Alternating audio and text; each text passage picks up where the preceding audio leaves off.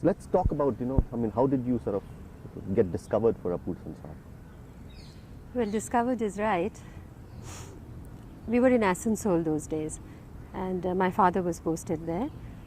And we already knew that Manikda was already very famous. He had made Pathir Panchali, he had made Aparajito. And there was this big hunt for Apur's wife, Apurna, young girl. So there were a lot of ads in the paper. And one of my cousin in Asansol very jokingly said, "Why don't you apply?"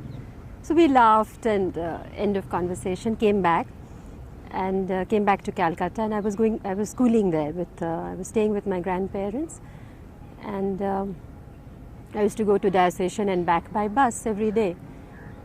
And one morning, rather afternoon, when I came back, a man met me at the doorstep and said, "What's your name?" So I got slightly nervous, and so he asked me my name. I told him. "What's your father's name? What's your telephone number?" At that point I got very nervous, but I was at the doorstep, so I was all right. And then I went, I told him. And then I think he contacted my parents. And anyway, Manikda had posted spies in front of all the schools, and they were following all these young people home. And thank God nobody was bashed up in the process.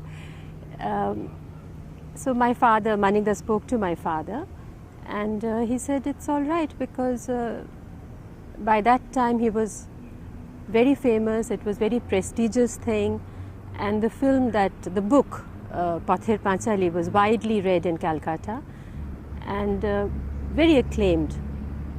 So all my father said was that do a proper screen test, and if you feel she's not up to it, for God's sake, don't take her. Don't make a fool of her or anything like that. So Manikda called me for a screen test. I went, and I stood there in front of the camera, and he said, "Turn right, look straight, look up, look down. Excellent, fine, cut." And that was it. And then I reported for work. Of course, I got a script beforehand. And I was 13, Ramesh, and I got a script. I got all my scenes in advance, every one of them. And then I reported for work. Did he talk to you about the character, or about what you were supposed to do when the first day you reported for work? Not the first day, but earlier he kept meeting me, and you know how intense his eyes are. He kept looking at me, but not once did he intimidate me or worry me or scare me. I wasn't at all, I was totally at ease. I called him Manikda, and his wife was Monkudi, and I was totally at ease. Only thing he said, "Don't wear skirts in front of me." And you look too young. Not very much, not in depth. He said, "Have you read the book?" I said, "Yes." Then he asked me, "Have you read the script, and do you have any questions?" So I said, "No." And that was that. And the first day he looked at me, he did my, supervise the makeup and all that, what I had to wear. Saris were personally selected by him. And that's it. What was the first day's scene? Can you talk about that, the first day? Yes, I remember that vividly. The first day's scene was when Apu brings his wife home to Calcutta for the first time. And the scene was that I enter the room and, enter my married life, for the first time. And the scene was, the first shot was that I was in, there was this closed door, and the camera was on the other side of the closed door. And I was behind the closed door with Soumitra. And it was Soumitra's first film also, but not his first days of shooting. So I was standing there, and Soumitra said, "Best of luck." So I said, "Thank you." And I heard Manikda's voice, camera, sound, enter. So I opened the door, entered, and there were these bright lights, and I was kind of perplexed and slightly dazed, and I couldn't hear very well. It was a very strange feeling. And through all that, I heard Manikda's voice. Take one step forward, look up, look slightly towards your right. Excellent, wonderful. One more step, a little bit of a sigh, cut. Lovely, next shot. So that was it. And strangely, what I felt later was like how Apurna felt, and what I felt was somewhat similar. Like she was entering, not knowing what to expect on the other side of the door, and for me it was the very first step, crossing the threshold, and we felt a little bit of anticipation, a little bit of fear, nervousness, and that's it, like facing the... How was he to sort of after you first got initiated into that scene, and how was he to direct you? How did he explain to you the character, the nuance, especially those little touches that he brought in? I still remember that scene, for instance, where you wake up the first morning after your marital night. Yes. How was that explained to you? How was that? He just explained the scene, like he sat down in front of me and he told me what to do. Just explain the scene. This is what's happening. I think he realized I was very young. He didn't confuse me with lot of details. That was in his head, and all he wanted me to execute, to perform, and actually not to worry too much about the details. I think he was right. I remember the first day. The scene that you're referring to. There was a few more dialogues, and I rehearsed, and then he called me aside. He said, "Rinku, I just perhaps you shouldn't speak so much. Let's slash. You don't mind, do you?" I said, "No, I don't mind at all."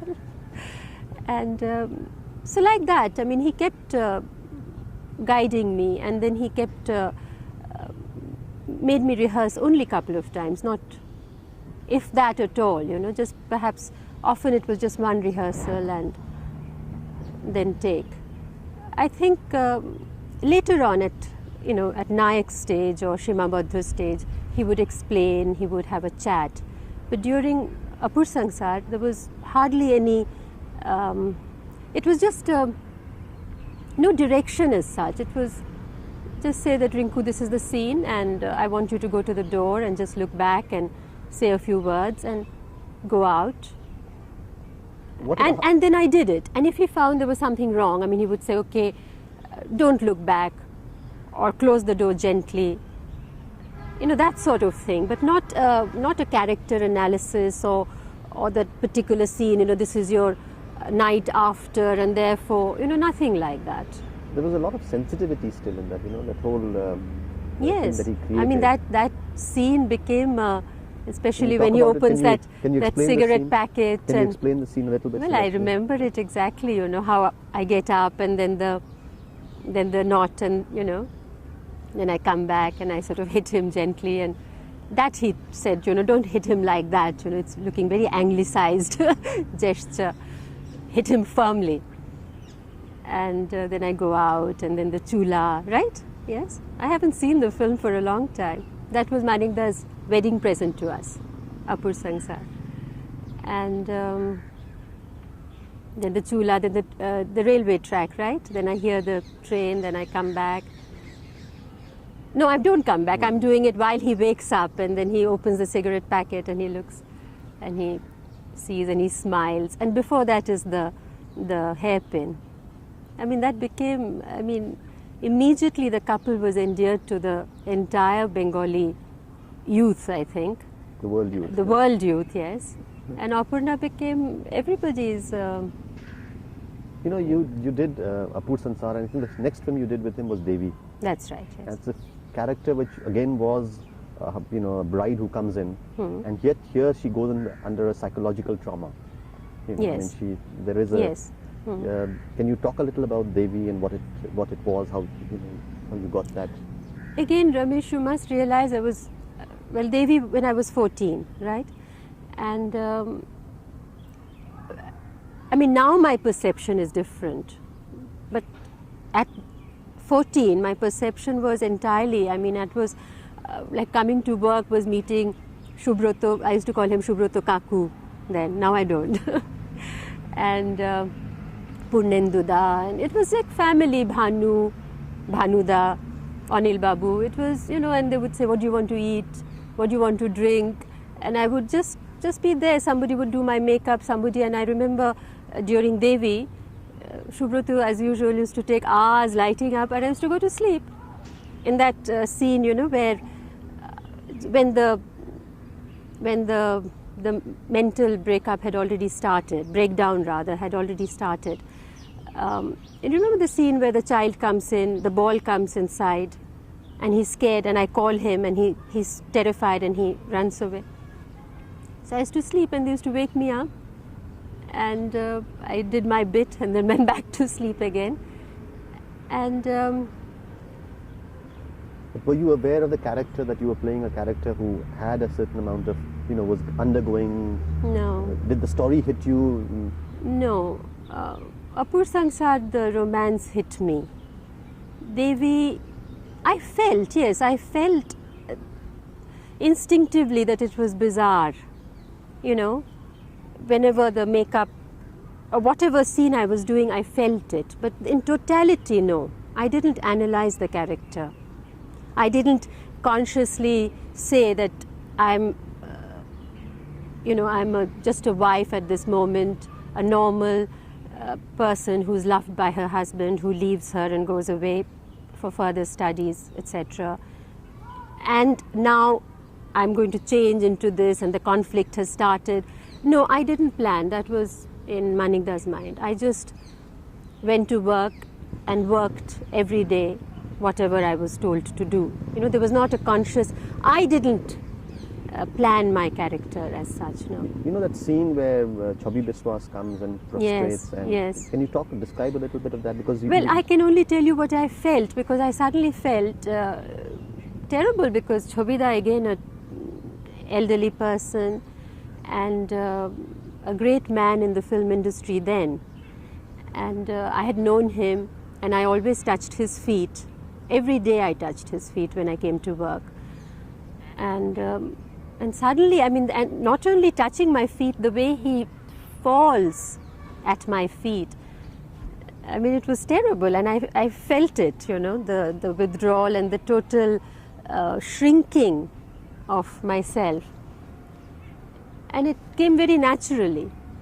Only thing, the scratching on the wall, the nail bit, that was done over and over again, because that particular Manikda wanted, you know, that clawing of hand, and that was elaborate, and that Manikda planned, and we all had to do it exactly the way he wanted. You know, the framing and everything. The rest was...